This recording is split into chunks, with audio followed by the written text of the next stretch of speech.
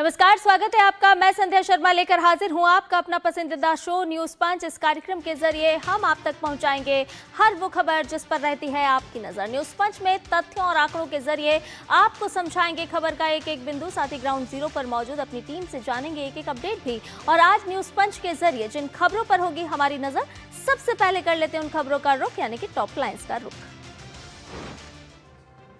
तो आपको बताएं कि छूमंतर हुए ममता के एजेंट, ऐसी वोटिंग कभी नहीं देखी। जी हाँ, विस्तार से आपको बताएंगे कि आज पश्चिम बंगाल के विधानसभा क्षेत्र में हो रहा है पुनर्मतदान और यहाँ पर क्यों बम्पर वोटिंग की जा रही है, और भी विस्तार से आपको आंकड़ों की जानकारी देंगे। इसके साथ साथ अगली खबर का रुख करेंगे और आपको बताएंगे कि बंगाल में कुर्बानी पर क्यों मच गया है घमासान, किसने छेड़ दिया है ये घमासान। विस्तार से इस खबर के बारे में भी जानेंगे। और इसके साथ साथ न्यूज पंच में हमारी जो अगली खबर होगी वो है भारतीय रेल से जुड़ी हुई। भारतीय रेलवे का कमाल, फैलाया विद्युतीकरण का जाल। जी हाँ, किस तरह से भारतीय रेलवे लगातार उन्नति कर रहा है, विस्तार से इस खबर के बारे में भी आपको बताएंगे। तो आइए न्यूज पंच की करते हैं शुरुआत। और सबसे पहले बात पश्चिम बंगाल की। पश्चिम बंगाल की फलता विधानसभा सीट पर दोबारा हो रहे मतदान का प्रतिशत निर्वाचन आयोग और सुरक्षा बलों की सफलता को दर्शा रहा है। भारी संख्या में मतदाता वोट डालने के लिए अपने घरों से बाहर निकले हुए हैं। सुबह 11 बजे तक की अगर हम बात करें तो 42.83% वोटिंग हो चुकी है, जो पिछले 12 साल में कभी नहीं हुआ, वो इस बार हो रहा है। कैसे, ग्राफिक के जरिए आपको बताते हैं। तो देखिए, फलता सीट पर मतदान लगातार जारी है। कड़ी सुरक्षा के बीच मतदान हो रहा है और सभी 285 बूथों पर वोट डाले जा रहे हैं। भारी संख्या में अपने घरों से बाहर निकल रहे हैं मतदाता। सुबह 11 बजे तक का अगर प्रतिशत है तो वो है 42.83% और शाम 6 बजे तक वोट डाले जाएंगे। हर बूथ पर सुरक्षा का पहरा है, कड़ी सुरक्षा की गई है। केंद्रीय बलों की 35 कंपनियों को तैनात किया गया है और इस बार पहले से 2 गुनी सिक्योरिटी भी है। हर बूथ पर 8 जवानों की ड्यूटी है, यानी कि हर बूथ पर 8 जवानों को तैनात किया गया है। तो सभी 285 बूथों पर डाले जा रहे हैं वोट और इसके साथ साथ 30 क्विक रिस्पांस टीम भी तैनात की गई है, यानी कि हर तरह की अप्रिय घटना से सामना करने के लिए सुरक्षा बल तैनात है और अप्रिय घटना से तुरंत बचाव करने के लिए क्विक रिस्पांस टीम को भी तैनात किया गया है। दोपहर 1 बजे तक के आंकड़े भी सामने आ चुके हैं और आपको बता दें कि शाम 6 बजे तक वोट डाले जाएंगे। तो फालता विधानसभा क्षेत्र में हो रहा है पुनर्मतदान और उसके अलावा आपको बता दें कि हर बूथ पर चप्पे चप्पे पर सुरक्षा बलों को तैनात किया गया है, ताकि जो परेशानी पिछली बार आई थी, जिसकी वजह से पुनर्मतदान कराना पड़ा है, वो इस बार किसी भी तरह से ना हो। मतदाता बाहर निकलें और अपने मताधिकार का उपयोग करें। हर बूथ पर 8 जवानों की ड्यूटी है और 30 क्विक रिस्पांस टीम को भी तैनात किया गया है। तो कांग्रेस ने अब्दुल रज्जाक मोल्ला को मैदान में उतारा है। अलग अलग प्रत्याशी मैदान में हैं और आपको बता दें कि टीएमसी के जो प्रत्याशी थे, पर्चा उन्होंने भरा था, लेकिन कुछ दिन पहले उन्होंने अपने कदम पीछे कर लिए। अब आपको बताते हैं कि 12 साल का हम जिक्र कर रहे हैं, तो आंकड़े दर्शा रहे हैं कि 12 साल में ऐसा मतदान कभी नहीं हुआ, कभी नहीं देखा ऐसा मतदान। श्री रामपुर पश्चिम दुर्गापुर से बयान भी सामने आया है और आपको बता दें कि जहांगीर खान का ये पूरा इलाका है और क्या कुछ कहा जा रहा है वो आपको सुनवा देते हैं। There is not a single agent of TMC party. It is unbelievable. It is a more unbelievable incident. Everybody of us, of my polling agent, those are attend in this booth, the acting of polling personnel. और इसके अलावा आपको बता दें कि जहांगीर खान के घर के सामने से हमारे संवाददाता की एक रिपोर्ट भी है, क्योंकि कहां गायब हो गए हैं टीएमसी के एजेंट। किसी भी पोलिंग बूथ पर टीएमसी के एजेंट नजर नहीं आ रहे हैं। बूथ से गायब हो गए हैं ममता बनर्जी की पार्टी के पोलिंग एजेंट और बूथ पर मौजूद नहीं है टीएमसी का एक भी पोलिंग एजेंट। जी हाँ, भारतीय जनता पार्टी की अगर हम बात करें, बीजेपी, सीपीएम समेत बाकी सभी दलों की अगर हम बात करें तो एजेंट मौजूद हैं और फलता के 285 बूथों पर हर जगह पर यही तस्वीर साफ तौर पर निकल करके सामने आ रही है। तो फलता विधानसभा क्षेत्र जहां पर हो रहा है पुनर्मतदान, लेकिन यहां का जो सियासी घमासान है वो कुछ अलग ही नजर आ रहा है, क्योंकि यहां पर टीएमसी के जो प्रत्याशी थे जहांगीर, उन्होंने तो कदम पीछे हटा लिए हैं, लेकिन अब यहां पर हम देख रहे हैं कि टीएमसी के एजेंट भी पोलिंग बूथ पर मौजूद नहीं है। हमारे संवाददाता सौरभ दत्ता ने जायजा लिया है, आपको दिखाते हैं। श्रीरामपुर पश्चिम दुर्गापुर प्राथमिक विद्यालय यही वो स्कूल है जिस स्कूल में हर साल जहांगीर खान, जो अपने आप को पुष्पा कहते थे, वो वोट डालते थे। 190 बूथ के वोटर है जहांगीर खान, लेकिन ये रिपोल अलग है। 48 घंटे पहले ही जहांगीर खान इस वोट से खुद को हटा लिया का ऐलान किया है। जो वोट चल रहा है, वोट के जो प्रिसाइडिंग ऑफिसर्स हैं वो कह रहे हैं कि शांतिपूर्ण वोट चल रहा है, लेकिन वो भी हैरान है कि पहली दफ़ा अपनी 12 साल की एक्सपीरियंस में पहली दफ़ा ऐसा हुआ है इस राज्य में कि पोलिंग बूथ पे टीएमसी का एजेंट ही नहीं है। वो भी कौन सा बूथ? जो बूथ जहांगीर खान का बूथ है, जो बूथ जहांगीर खान के घर के एकदम बगल में है, वहाँ पर भी टीएमसी का कोई पोलिंग एजेंट नहीं।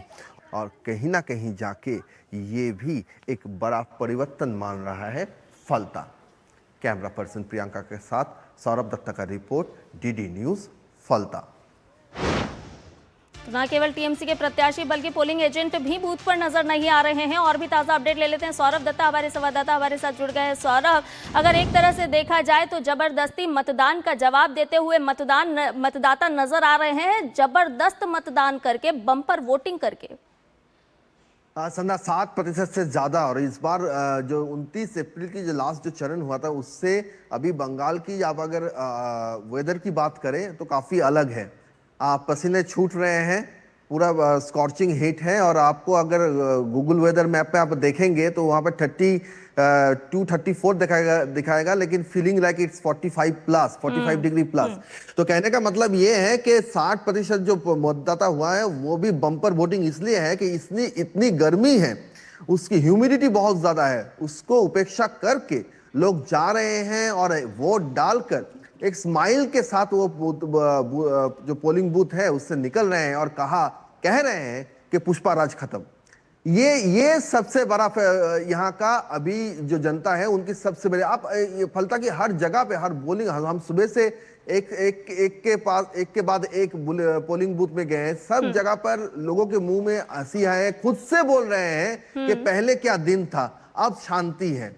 खुद से, आपको पूछने की जरूरत नहीं है, खुद आके खुद ही बोल रहे हैं। और हर एक के जुबान में एक ही बात है कि पहले डर का माहौल था, बोल नहीं पाते थे, अपनी मर्जी से कुछ कर नहीं पाते थे। तो ये वोट, वो कह रहे हैं ये वोट पुष्पा राज नहीं, पुष्पा राज तो है ही, साथ ही साथ डर का जो राज है उसको खत्म करने के लिए है। जी, और सौरभ, इसके साथ साथ शांतिपूर्ण मतदान संपन्न कराने के लिए अगर हम निर्वाचन आयोग की तैयारियों की बात करें या सुरक्षा बलों की तैनाती की बात करें, तो किस तरह आप ग्राउंड जीरो पर व्यवस्थाएं देख पा रहे हैं? 35 कंपनी सीआरपीएफ है, जो पिछले बार से बहुत सारे ज्यादा है, फोर्स है, लेकिन कहीं ना कहीं जाके अब ये मान रहे हैं लोग कि इतनी जरूरत नहीं था, लेकिन क्योंकि अभी जो वहां पे हालत है शांतिपूर्ण है, लोग जा रहे हैं। कहीं पर फोर्स की भी आप अगर देखेंगे, हम बहुत जगह जायजा किए तो फोर्स का भी, वो भी काफी शांत है, रिलैक्स है कि आज, क्योंकि एक भी बूथ में टीएमसी का तो एजेंट ही नहीं है। संध्या, यहाँ पे एक बात मेंशन करना होगा कि न्यूज पंच में भी हमने बहुत बार ये खबर दिखाए हैं कि ममता बनर्जी लगातार अपनी चुनाव रैली में बोलती थी कि 4 मई के बाद ऐसा दिन आएगा कि जब हर किसी को पीठ पे प्लैकार्ड लेकर घूमना पड़ेगा कि मैं बीजेपी नहीं करता, मैं बीजेपी नहीं करता, मैं बीजेपी नहीं करता। बंगाल में सत्ता पे बीजेपी सरकार आने की बाद भी ऐसा कोई बयानबाजी नहीं हुआ है। उल्टा कहा गया है कि हम किसी के पार्टी ऑफिस नहीं तोड़ेंगे। विधायक लोग खुद जाकर टीएमसी के पार्टी ऑफिस रिकवर करके उनके लोगों को दे दिया है, उनके हाथ में दे दिया है। लेकिन फिर भी फलता को आप देख लीजिए, 285 बूथ में कहीं पर एक भी पोलिंग एजेंट नहीं है। कोई नहीं कह रहा है कि मैं टीएमसी के साथ हूं या फिर था या फिर रहूंगा। जी। और ये फलता की जनता का कहना है कि ये किसी डर या दबाव की वजह से नहीं, ये अपने मन से है, क्योंकि 15 साल में डर का राज चलता नहीं है। वो मेरी कॉम का एक डायलॉग है, जब कितना डराओगे, जब डर ही मर जाएगा तब क्या करोगे। तो ये मेरी कॉम का वही डायलॉग फिर से याद आ रहा है कि इतना भी मत डराओ कि डर ही मर जाए। बंगाल के वोटर्स का डर ही मर गया है, और वो फिर अब आगे आके आते हैं। कहते हैं ना कि अगर पीठ अगर दीवार पर अगर लग जाता है तो सामने बढ़ना ही पड़ता है। तो ये बदलाव वो आगे बढ़ने की बदलाव है, और ये फलता में भी दिख रहा है कि बिल्कुल फलता सौरभ, की आगे बढ़ने का बदलाव है, विकास का ये बदलाव है, और इसीलिए बंगाल में बदलाव की बयार है। आप हमारे साथ लगातार बने रहिए, क्योंकि अपने दर्शकों को हम पश्चिम बंगाल से ही जो एक और बड़ी खबर है वो भी बता देते हैं, और इसका भी आपसे चर्चा करेंगे। दरअसल पश्चिम बंगाल में बीजेपी सरकार बनने के बाद सीएम शुवेंदु अधिकारी लगातार बड़े और सख्त फैसले ले रहे हैं। हाल ही में राज्य सरकार ने बकरीद के दौरान कुर्बानी को लेकर दिशा निर्देश जारी करते हुए गाय समेत बीमार और कम उम्र के जानवरों की कुर्बानी पर रोक लगा दी थी। इस फैसले के बाद राज्य की राजनीति अब गर्मा गई है और एक नया विवाद भी खड़ा हो गया है। तो आइए इस पूरे मामले को विस्तार से आपको बताते हैं।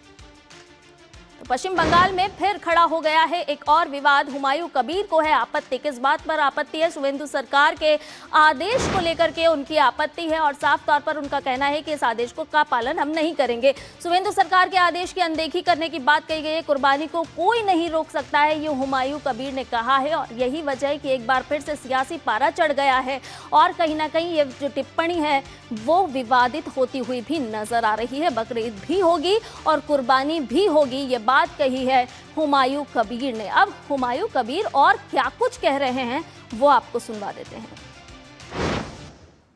तो कोई गवर्नमेंट की तरफ कोई बंद करना चाहिए तो पहले लेटर हाउस को बंद कैंसिल करना चाहिए। देखिए, आइन तो सम्मान करना चाहिए, लेकिन कुर्बानी होगा। कुर्बानी के लिए जो जायज है, जो कुरान में जो लिखा हुआ है वो होगा। बीजेपी सरकार को मैं चेतावनी दे रहा है, शुवेंदु अधिकारी को मैं डायरेक्ट बोल रहा है, ये आग लिए खेलने नहीं चाहिए। ये आग के लिए खेलेगी तो वो कुर्बानी कोई बंद करेगी तो उनका ही खराब होगी। उनका कोई, ये मुसलमान समाज वो कुर्बानी लेके किसी को साथ कोई कॉम्प्रोमाइज नहीं करेगी। तो हुमायूं कबीर को अभी आप सुन रहे थे, जो कि साफ तौर पर कह रहे थे कि आग से नहीं खेलना चाहिए। और इसके साथ साथ अब आपको बताते हैं कि आखिर पशु बलि को लेकर शुवेंदु सरकार ने क्या आदेश जारी किया है। तो अब पशु बलि और नहीं, आपको इस आदेश के बारे में भी जानकारी देते हैं। साफ तौर पर कहा गया है इस आदेश के दौरान कि गो हत्या रोकने की दिशा में ये बड़ा कदम है शुवेंदु सरकार का, और साफ तौर पर कहा गया कि पशु बलि के लिए इजाजत लेनी होगी। और यही वजह है कि पश्चिम बंगाल में एक बार फिर सियासी पारा चढ़ गया है। हुमायूं कबीर ने एक विवादित टिप्पणी की है, और बकरीद से पहले ही ये विवादित टिप्पणी की है, जिसकी वजह से सियासी पारा चढ़ता हुआ नजर आ रहा है। बिना प्रमाण पत्र के गोवंश की हत्या को बैन कर दिया है शुवेंदु अधिकारी की सरकार ने, और सार्वजनिक जगहों पर पशु बलि नहीं होगी। साफ तौर पर ये निर्देश भी जारी कर दिए गए हैं। हमारे संवाददाता सौरभ दत्ता लगातार हमारे साथ बने हुए कोलकाता से। सौरभ, ये हुमायूं कबीर की ईद के पहले जो विवादित टिप्पणी सामने आई है, इसको किस तरह से देखा जाए, किस तरह से समझा जाए? क्योंकि एक तरफ शुवेंदु अधिकारी की जो सरकार है, जो मुख्यमंत्री हैं, उन्होंने आदेश जारी किया, और उसके बाद हुमायूं कबीर की टिप्पणी का आना, इसे कैसे समझ सकते हैं?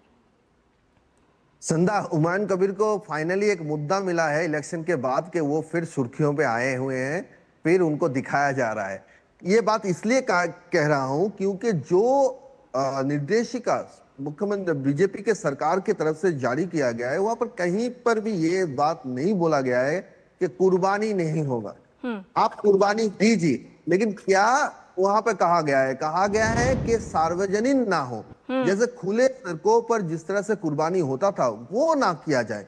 देखिए, ये किसी धर्म या समुदाय की बात नहीं है। अगर किसी भी व्यक्ति को, किसी भी प्राणी को आप खुले रास्ते पर उसका बलि देते हो, तो ये एक वो जो ह्यूमन के ऊपर, एक इंसान के ऊपर भी उसके ऊपर एक दबाव पड़ता है, वो मानसिक एक दबाव पड़ता है।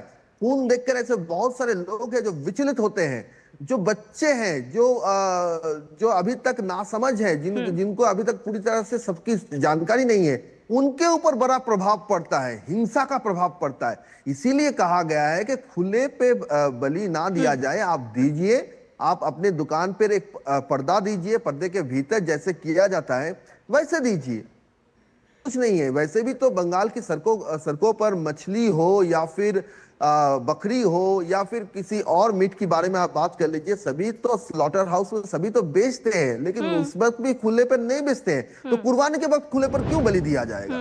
यही बात कहा गया है। और साथ ही साथ क्या कहा गया है? साथ ही साथ कहा गया है कि जिन पशुओं की बलि दिया जा रहा है उनको देख लीजिए कि उनकी जिंदगी कितने दिन की है, कितने दिन तक वो मानव सेवा में और दे सकते थे, उसको देखकर बलि दीजिए। तो ये दोनों बातें आज की कोई कानून नहीं है। ऐसा नहीं है कि आज भाजपा सरकार आया और ये कानून हो गया, नहीं। बिल्कुल ये बिल्कुल सौरभ, 1950 सवाल साल यहाँ की पर सरकार यही है। उठता है कि ये कोई नया कानून नहीं है, ये कोई नया नियम नहीं है। ऑलरेडी पशु बलि को लेकर के नियम निर्धारित हैं, कानून बना हुआ है, लेकिन अगर उसको पालन करवाना है और सख्त तरीके से अगर उसका पालन करवाना पड़ जाए तो फिर उसको राजनीति से क्यों जोड़ा जा रहा है? यही सवाल है कि 1950 साल की एक कानून है, जब उसको लागू किया जा रहा है तब जाके उसको लेकर क्यों पॉलिटिक्स हो रहा है? जब आप और एक मुद्दे पर आइए, जब कुत्तों के ऊपर जब अत्याचार होता है रास्ते पे, जो स्ट्रीट डॉग्स है उनके ऊपर जब अत्याचार होता है तो वो मामला तो सुप्रीम कोर्ट तक जाता है। तो फिर उसी तरह अगर वो बेजुबान जानवर है तो गाय भी तो बेजुबान जानवर है, दूसरे जानवर भी तो बेजुबान है, उनके लिए भी तो सबका दुख होना चाहिए कि क्यों उसको इस तरह से बलि दिया जा रहा है, क्यों उनको इस तरह से मारा जा रहा है। तो इसी को लिए समाज है, समाज के हर नियम है, कानून है। आप वेज हो सकते हो, आप नॉन वेज हो सकते हो, ये आपका चॉइस है। सरकार का क्या देखना है? सरकार का काम है ना वेज पर उनका डंडा चलेगा ना नॉन वेज पर उनका डंडा चलेगा। उनका डंडा चलेगा, कानून का डंडा चलेगा, नियम का डंडा चलेगा, तुष्टीकरण का डंडा नहीं चलेगा, तुष्टीकरण का राजनीति नहीं चलेगा। जो नियम सबके लिए है, जो नियम इस देश के संविधान ने बनाया है, उसको लागू करना ही एक गणतांत्रिक सरकार का काम है, जिसको जनता सत्ता पर लाई है, वही काम हो रहा है। तो इसको लेकर अब हुमायूं कबीर जैसे लोग जो बयानबाजी कर रहे हैं, आप अगर किसी और कम्युनिटी के देख लीजिए, तीन दिनों में जो रिएक्शंस आए हैं उनमें सबका कहना है कि डॉक्टर्स भी तो कह रहे हैं कि अभी रेड मीट खाना मना कर रहे हैं, तो चलो अच्छा ही हुआ रेड मीट खाना बंद हो गया। ये मुस्लिम समुदाय के। चलिए, बहुत बहुत शुक्रिया सौरभ तमाम जानकारी हमसे साझा करने के लिए। और इस समय में भारतीय